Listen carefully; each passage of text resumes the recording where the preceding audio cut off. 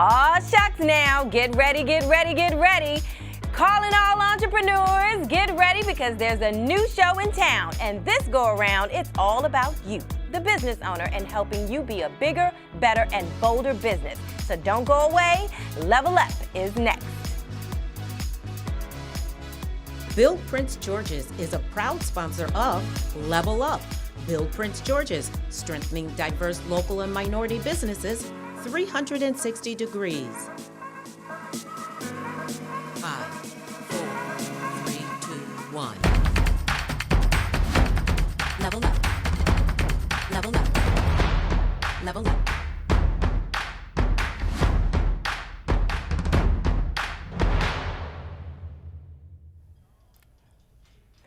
Hello, I'm Denise Roberts, and welcome to Level Up. In 2018, polling firm Zogby International conducted a joint interactive poll with We Media, asking the question, who will lead us to a better future? In that study, Americans put entrepreneurs and small businesses at the top of the list, with 63% of Americans saying entrepreneurs and small businesses would lead the way. If this is you, if this is where you want to go, then this show is where you want to be, because Level Up is the only show in Prince George's County focused on helping you upgrade your business. We are going to bring together influential names in business, finance, and politics for discussing the key issues dominating the world today, specifically affecting small business, all for you. So don't be scared. Step up to the plate because it's time to level up. Today's first guest is no stranger to advocating for small businesses in Prince George's County. Please welcome Mel Franklin, council member at large for Prince George's County Council. Thank you so much for being here. Thank you for having me. Really excited to be on your first show. I'm very honored, very privileged. And we're excited to have you. Yes. And one of the reasons that I wanted you to be our first guest is because you have always been an advocate for small businesses here in the county. What is going on in Prince George's County for small businesses? Well, we're in a great position right now as a county. We have thousands of small and minority-owned businesses in the county. We have millions in opportunities in public contracting in the county, billions regionally, and then in terms of private sector, we have billions in development that's either happening or on the way to Prince George's County. So this is a great moment for our small and minority business community to get mobilized, to make sure they have their paperwork ready, that they have their all of their sort of documentation that shows all of what they have to offer, so that when these projects come, they can have their bonding together, they can have their past performance together, and most importantly, they can make sure they build the relationships that will allow them to be successful.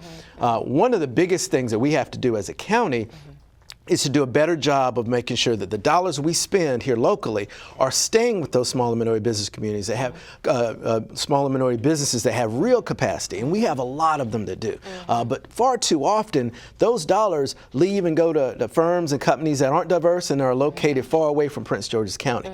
When that happens, we're hurting our own tax base. That's like spending dollars to fund somebody else's schools instead of your own. That's the equivalent of doing that when we don't keep Prince George's County dollars with our small and minority business community that is here. So that's been my mission for years. That's going to continue to be my mission. The great news today is that we have a county executive and a leadership in terms of our county agencies that I think is serious about making sure we maximize those opportunities. We can do a lot from the county council, but it actually takes the executive side of government to really make opportunity happen when it comes to government contracting. So I'm excited about the new energy and the pride that County Executive Alsa Brooks has brought in, and we have a county council that's ready to work with her to make this a reality for our small and minority business community. Okay. Now, you have been going around town, around the county, with several community events focused on small business opportunities. What's happening at these events? What are they learning, and what are the opportunities? So the big thing is we want to build the relationships. We want to make it to where there are no county agencies, there are no state agencies, even no federal agencies that will be able to say, oh, we don't know about the businesses that are located in Prince George's County. We don't know if anybody can do that work. We don't think we can find anybody. We want to take away all of those excuses. We want to work with organizations that are connected to our small and minority business community to bridge that gap. A lot of times when you're a company that's only been around for 5 or 10 years and you're competing and bidding against companies that have been around for 50, 60, 70 years, that are majority-owned companies that have larger amounts of revenue, you're often at a disadvantage because those companies have had a history of building the relationships. They can usually always underbid you because they have the scale to always do that.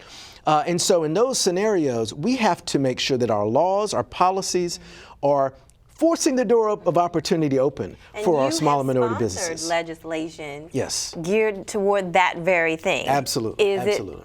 Is it in action now? It's a mixed report on that. We are making some progress, but we still have failed to fully maximize those opportunities. The laws that we put in place give the executive branch of government a lot of authority to make sure those opportunities stay with our small and minority business community. But until those policies are used, they're going to sit written on paper as they are. Now, the good news about County Executive Officer Brooks, the new head of Central Services, Mr. Jonathan Butler, is that they have shown they're serious about taking the laws that we passed over the last several years, maximizing them so that there are opportunities that will stay only with small and minority businesses that have the capacity to do them. That's a critical piece. The District of Columbia has shown the way in a big way of doing that, where they have it to where if you are a District of Columbia business, they will set aside opportunities that can only be bid by small businesses based in the district. We have the ability to do that as a county for our county businesses as well. So it's really about doing the best practices for what works in growing and providing opportunity for our small and minority businesses. Okay. So yesterday, the EDC just held the inaugural Construction Industry Day. It says a countywide event convening Prince George's County-based small and minority construction businesses up to $100 million in planned county government construction opportunities that will help spur local and small business and development, restricted to county-based small and minority businesses for procurement at the prime contracting level. That's exactly why I'm What does that mean? So when I was mentioning policies that have been in place but haven't been implemented, they're implementing it. So we passed policies that have said that opportunities can be reserved for bidding only by county-based small business. Those opportunities will only stay with companies that are small and minority businesses based here in the county. Those policies have sat on the books dormant for years. They are putting those policies into action. I mean, the County Executive Officer Brooks, Mr. Butler over Central Services. That's what yesterday's event was about, to roll that out to the small business community and say, look, these opportunities are going to be restricted for bidding only by small businesses based in Prince George's County. We need for our small business community to step up and take advantage of those opportunities. And there was a recent town hall meeting in Suitland where businesses were complaining that they're not getting the work. Right. Now, we know there might be two sides to that, right? But what do businesses need in order to get these jobs? What exactly do they have to have in place? So the businesses themselves, it's important that they have their paperwork. And when I say paperwork, that they're certified as a county-based small business. They're certified as a minority business enterprise if they qualify for that. They make sure that they have their financials in order. They make sure that they have whatever bonding capacity. Make sure they've already gotten that paperwork, and they're not waiting for a contract opportunity before they get their bonding. That they make sure that they've connected with the various agencies that are going to be putting out work, so they build the relationships with the buyers who are going to be doing those contracts. Those are all things that our small business community can do. But that alone won't do it. We have to do our part as policymakers and those in government who are administering contracts. We have to make sure that the policies in place are getting maximized. And the event yesterday, the construction event, is an example of how the new administration is going to do that. Then we have to make sure that if there are new policies we need to enact, let's do that too. But then let's make sure we're having compliance and enforcement. That has been one of the biggest shortcomings of our county when it comes to making sure that supplier diversity laws, as we call them, which is just our minority and our local business laws, making sure that they get fully implemented. That's been a big sticking point. But we're gonna turn that around. We are. Here's how they're doing it, and I say they, I mean again, the Alston Brooks administration and the Office of Central Services. They're going to invest in technology. We're still doing contracting on a manual basis, where we're manually monitoring contracts, manually assembling data. You can't monitor or enforce anything that way. And how do you fix it? So investing in the technology, and that's what they're doing. Okay. So in this upcoming fiscal year, they're going to invest in making all of that digital automated, the software, so that we can track everything, so that we can enforce things in a way that really makes them happen. It's unfortunate it's taken this long to do that, but we're getting there. We are getting there. Mel Franklin, thank you so much for being a guest on our first show. Absolutely. All right, and you will definitely have to have you back on. Absolutely. Again. We'd love to do it. All right. Thank you. All right. Don't go away, because we'll be right back.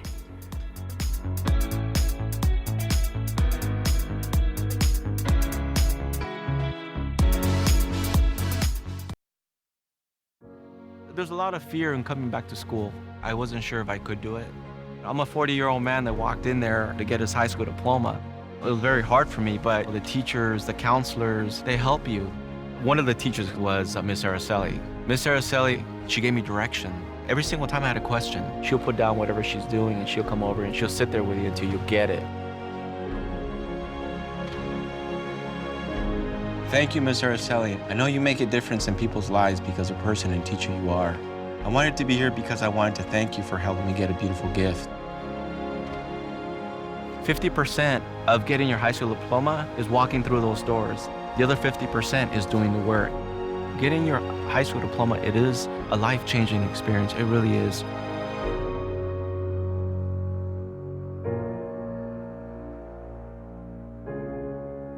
Find free adult education classes near you at finishyourdiploma.org.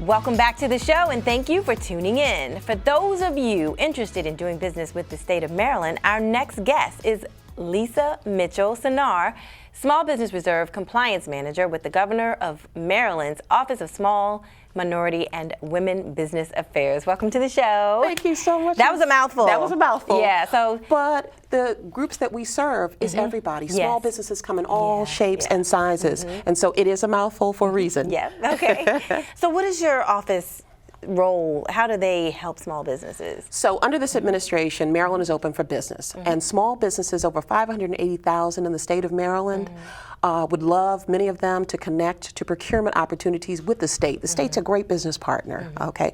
And so our role is to connect small, minority, and women-owned businesses to state opportunities with agencies. Okay, okay. All right, so and what about, and so you're going to talk about your nice Small Business Reserve Program. So we oversee 3 programs. The Minority Business Enterprise Program, which many people are familiar with.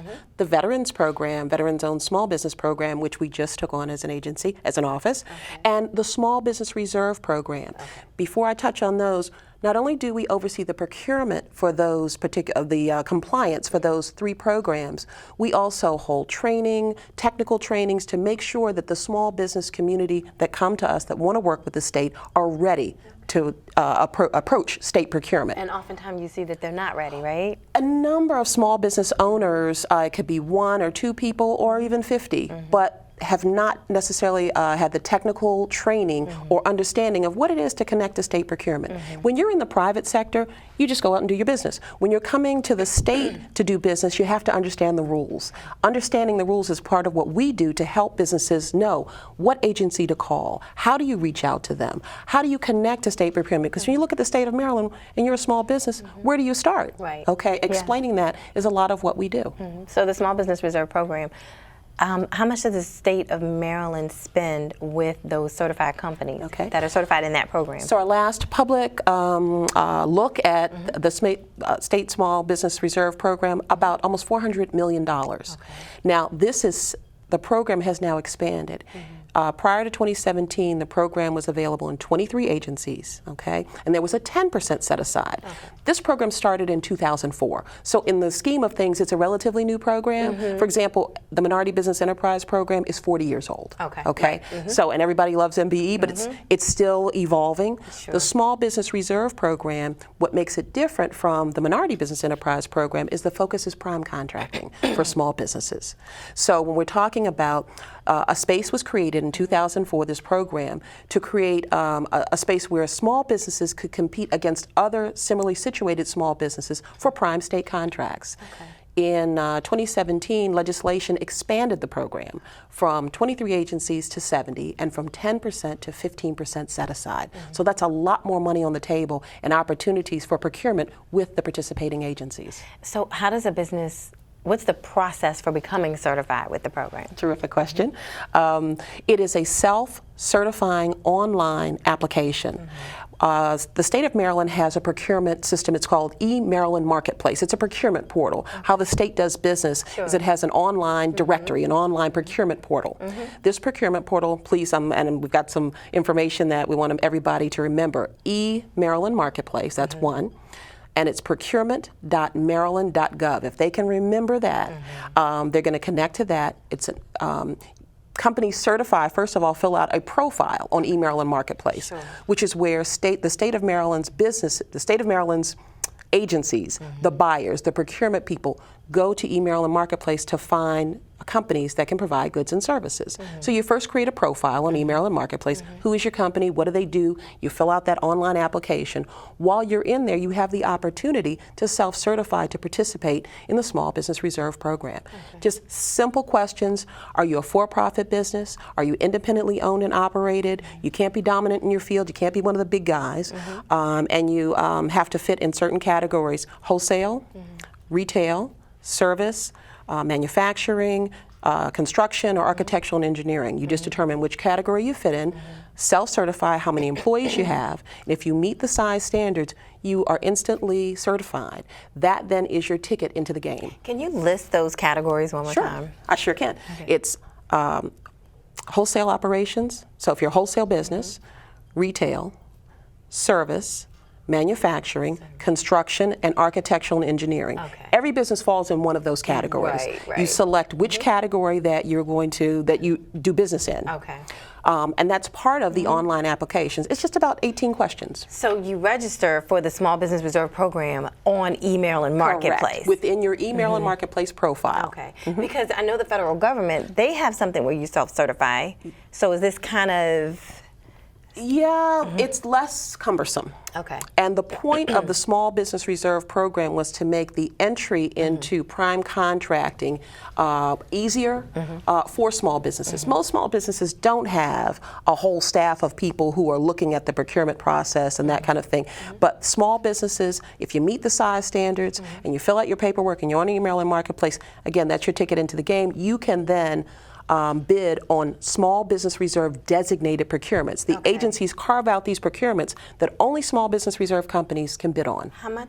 What's the percentage that's set aside? 15% of contracts that 70 agencies provide. That's a lot of potential money on the table. It is. Quite a bit. And the program is growing. This is a part of Maryland's procurement modernization.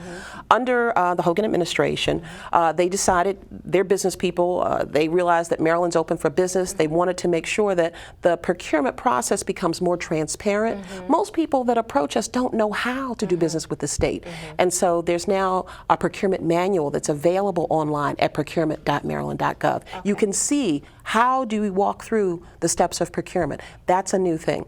eMaryland Marketplace in the next month is actually undergoing a platform change. So look to procurement.maryland.gov to see that as well, to see the updates that are happening. The point is that, or the goal is to have procure to pay in one platform, so that as a small business you can enter on procurement.maryland.gov, which is the home of eMaryland Marketplace, look for contracts, you can search for bids online. Our technical training classes, and if you go to gomdsmallbiz.maryland.gov, gomdsmallbiz.maryland.gov. That's our website. Okay. We link businesses to our technical training classes that we have every month that are free, our procurement connection workshops that we travel around the state. So wherever you are as a small business, we're going to get to your neighborhood at some point and bring agencies out to tell you what they're ready to buy right now. Okay. Meet those buyers, get that contact information, give them your capability statement, and start to cultivate that relationship so you can drill into an agency. You make it sound very easy. Nothing about business is easy. Okay. This is competitive. This process is made easy because small businesses are the lifeblood of Maryland. They're the small businesses are the lifeblood of our country. And so the thought is that why shouldn't more small businesses be able to connect? This is the people's money. Maryland's money is not, it's not a private, it's public money. Give me that website one more time for our viewers. Okay. Procurement.maryland.gov is for eMaryland Marketplace. GoMDSmallBiz.maryland.gov is the home of the Governor's Office of Small, Minority, and Women Business Affairs. Lisa Mitchell Sennaar, thank you so much for coming on the show today. This was very valuable information, and I really appreciate it. Thank you so much. I love the show. I can't wait to share it with other people. Absolutely. Don't go away because we'll be right back.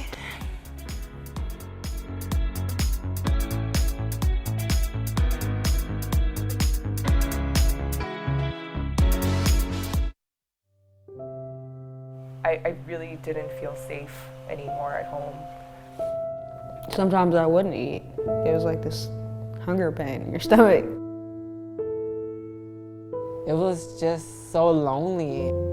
I just felt like I was not important to anyone. I never thought homelessness could happen to someone like me. I remember coming here and I felt comfort, I felt safe.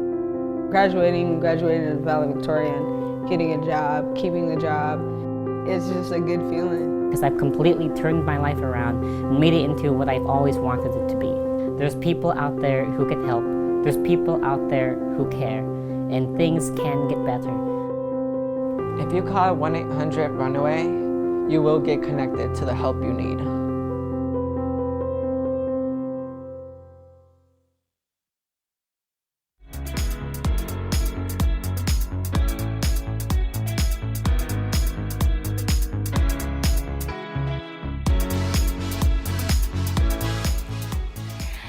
Welcome back, and thank you for tuning in to Level Up. My next guest is a seasoned business owner and SCORE mentor, Cleveland Julian. Welcome to the show, Julian. Thank you for having me. Mr. Cleveland. Thank you for having me. Okay, so you're a SCORE mentor. I am. What is SCORE? Awesome. SCORE functions largely as a nonprofit arm of the SBA in sorts. And what we do at SCORE is pretty much help clients achieve clarity and take the initial steps before starting a business. Okay.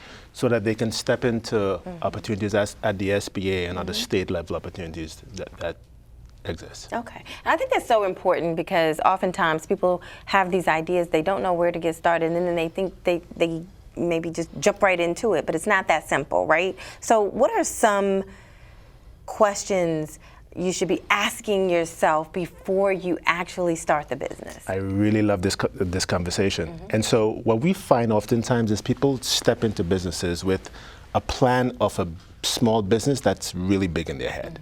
And so what I love to do is figure out how do we sort of take that idea that's already fully developed, it already has 50 employees, multiple locations, but begin a process to just take the next right step to build it out.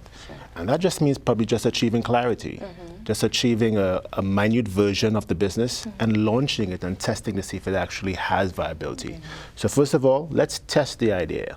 Let's create some clarity and let's generate income in a very small but meaningful way. Okay. And how do you test an idea? Awesome. And so I have a very clear process I take my clients through. And so initially, let's think about it this way. If I have a client that's coming to me and they want to start a tutoring business, for example, and they have an assumption that there is a market possibly for it, how do you go about testing it? Well, let's kind of figure out what the business looks like. What's the value proposition? In other words, what are your clients actually buying from you? Let's create what I like to call a business canvas. And a business canvas is really simple but very awesome. It's a one-pager that gives all the key components of your business right in front of you. It's not a business plan, so it's not very intimidating, but it's very clear in the steps to start the business.